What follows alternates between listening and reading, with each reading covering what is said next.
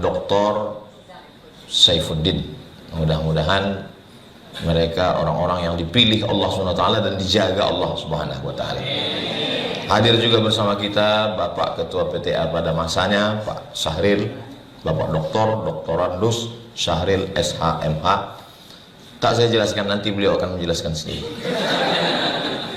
Kemudian Pak Marpaung. Jadi ada beberapa marga, Sirait, Sinaga, Marpaung, Matondang, itu 2 cabang. Satu yang dari Toba, satu yang dari Toba mengikuti sungai ke Tanjung Balai Asahan. Makanya tadi beliau menyebut beberapa kali Asahan. Jadi ketika Sultan Iskandar Muda, raja dari Aceh, mau pergi ke Malaka, beliau naik kapal, naik sampan, naik bahtera, perahu. Sampailah di sebuah tanjung yang ada balai-balainya. Itulah dia kota Tanjung Balai. Menikahlah dia dengan seorang anak raja namanya Siti Ungu Selendang Bulan, anak dari Raja Kesultanan Pinang Awan. Pinang Awan itu sekarang kota Pinang. Lalu kemudian lahirlah anak laki-laki bernama Abdul Jalil. Itulah sultan pertama kerajaan Asahan yang sekarang menjadi Kabupaten Asahan di Sumatera Utara. Jadi Kabupaten Asahan ini unik. Rajanya Aceh, istri rajanya Melayu Kota Pinang dari Pinang Awan, tapi masyarakatnya ada Karo, ada Mandailing, ada Jawa, ada Batak, dan berbahasa Melayu.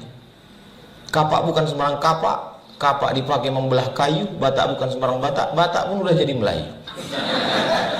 Itu unik. Makanya kata beliau tadi waktu menyebut istrinya, ini kalau tak disebut bejayo, Ustaz. Bejayo itu kalau bahasa kampung kami danger, bebahayo. Kalau tak disebut bahaya kita nanti. Ini perlu saya jelaskan supaya jangan ada dusta di antara kita. Bapak Wakil Ketua PTN, PT, kemudian bapak-bapak, ibu-ibu yang mulia, yang tak dapat disebutkan satu persatu, yang besar tak dihimbau gelar, yang kecil tak disebut nama, encik-encik, puan-puan, tuan-tuan, jemputan majelis, semua yang hadir ini insya Allah dimuliakan Allah SWT. Yang mengikuti program kita pagi ini melalui online, streaming, juga insya Allah, walaupun melalui online, insya Allah surganya offline. Jangan khawatir surga masuk surga online pula. Jadi saya diundang dalam acara halal bihalal. Tadi Pak Marpaung menyebutkan acara ini ada dasar hukumnya. Hukum negaranya sudah beliau bacakan. Nah, dalam hukum Islam saya pun perlu juga mencari dasarnya. Halal bihalal ini setelah saya cari di Quran dari surat Al-Fatihah sampai ke An-Nas, nggak ada halal bihalal. Di hadis pun Sahih Bukhari, Sahih Muslim, Sunan Abi Daud, Sunan Nasai, Sunan Tirmidzi, Sunan Ibnu Majah, Muwatta Malik, Sunan Ad-Darimi, Musnad Ahmad bin Hambal, nggak ada halal bihalal. Jadi kalau dipakailah kaedah singkat, orang sekarang kan pakai kaedah itu singkat aja. Jika tidak ada dalam Quran dan hadis, maka bid'ah. Maka acara halal bihalal ini bid'ah. Jadi kalau acara halal bihalal ini bid'ah, berarti yang menyelenggarakannya masuk neraka, yang hadir masuk neraka, dan yang paling panas nerakanya yang ceramah.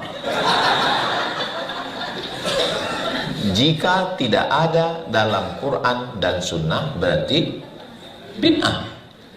Itulah yang selalu diucapkan di masjid-masjid, di kantor-kantor bahkan sudah masuk. Jika tidak ada dalam Quran dan hadis, berarti bid'ah.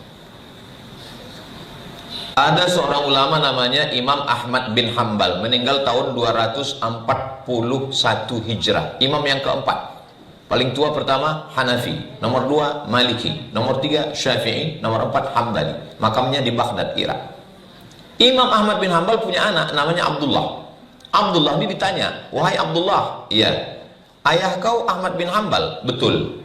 "Bagaimana sholat sunatnya?" "Ayah saya sholatnya sehari semalam 300 rakaat." Itu kalau dipakai kaidah tadi, jika tidak ada dalam Quran dan Sunnah bid'ah, berarti Imam Ahmad bin Hanbal masuk neraka. Karena nggak ada Nabi melaksanakan sholat 300 rakaat. Sahih itu riwayatnya Pak Ustaz. Sahih. Ada dalam kitab Syiar A'lam An-Nubala, ditulis oleh Imam Az-Zahabi. Kalau mau cari biografi ulama, kitab ini yang paling bagus. Syiar A'lam An-Nubala, yang menulisnya oleh ahli hadis, Imam Az-Zahabi. Ada sahabat Nabi namanya Abu Hurairah. Sebelum tidur malam, dia simpul tali 1000 simpul. Diikatnya simpul. Habis itu sebelum tidur malam dia petik 1000. Subhanallah, subhanallah, subhanallah. Kalau pakai kaidah tadi, jika tidak ada dalam Quran, tidak ada dalam hadis, berarti bid'ah. Berarti Abu Hurairah masuk neraka. Karena tidak ada hadis mengatakan Nabi bertasbih 1000 kali pakai simpul tali.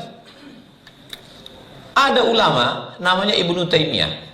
Ibnu Taimiyah dalam manaqib biografinya, habis sholat subuh sampai terbit matahari, dia membaca Al-Fatihah non-stop.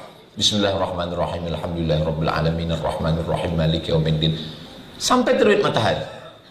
Kalau dipakai kaidah tadi, jika tidak ada dalam Quran, tidak ada dalam hadis, maka bid'ah. Berarti Ibnu Taimiyah bid'ah. Karena tak pernah dilakukan Nabi.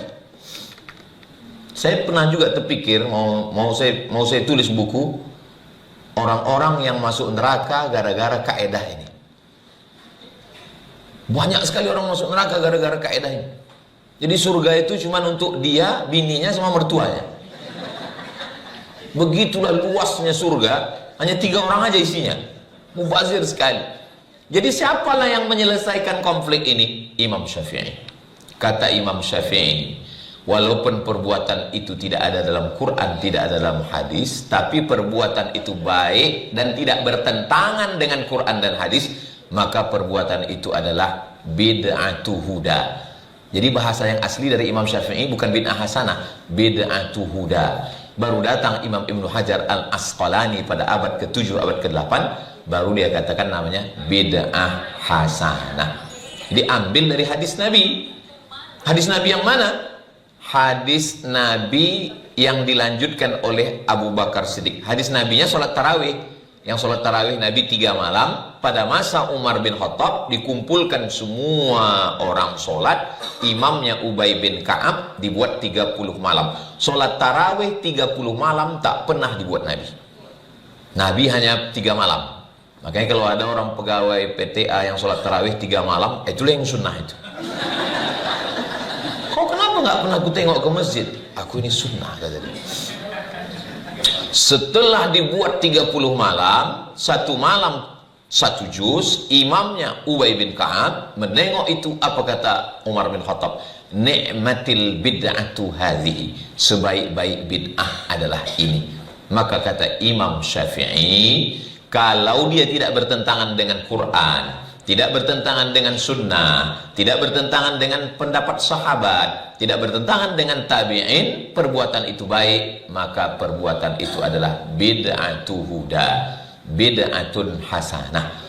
Jadi bagi bapak ibu yang merasa berat hadir halal bihalal ini, aku sebetulnya berat halal bihalal ini, bid'ah ini.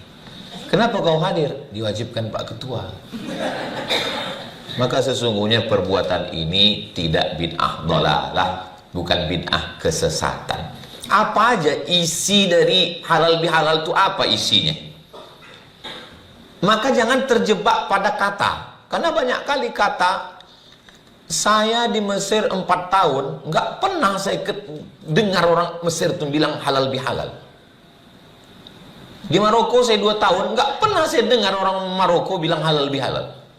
Di Sudan pun nggak ada halal bihalal. Inilah bahasa Arab yang orang Arab pun tak tahu.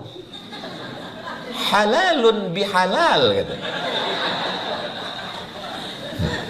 Sama macam orang Tanjung Bali pergi umroh, datang orang Arab nanya, kaif halak? Kata, halak hita, kata dia.